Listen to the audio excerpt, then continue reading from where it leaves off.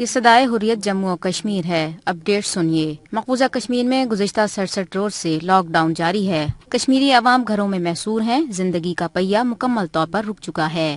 مقبوضہ کشمیر میں بھارتی حکومت کی جانب سے لاک ڈاؤن اور دیگر رکاوٹوں کی وجہ سے مقامی معیشت کو $1.5 ارب سے زیادہ کا نقصان پہنچ چکا ہے۔ BBC کے مطابق ہزاروں نوکریاں ختم ہو چکی ہیں۔ سب سے زیادہ نقصان کشمیریوں کے بنیادی شعبہ سیاحت کو پہنچا ہے۔ 3000 ہوٹل خالی پڑے ہیں۔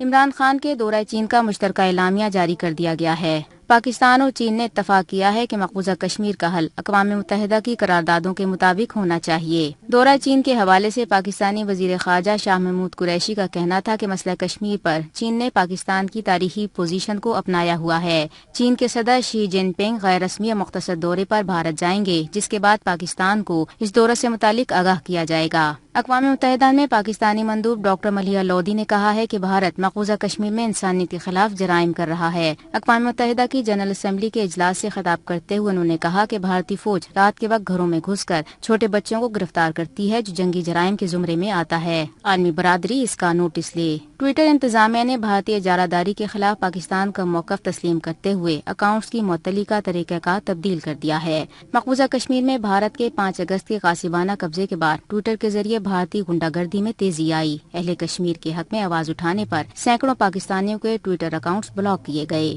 اپڈیٹس ختم ہوئے۔ مقبوضہ کشمیر میں بھارتی افواج کی درندگی اور دہشت گردی بدستور جاری ہے۔ بھارت میں خواتین کے حقوق کی علم بردار انڈین کمیونسٹ پارٹی کے رہنما کویتا کرشنن نے وائس آف امریکہ کی اردو سروس کو مقبوضہ کشمیر میں جاری بھارتی قابض افواج کی اس انسانیت سوز کارروائی کے بارے میں کیا کہا، سماعت فرمائیے۔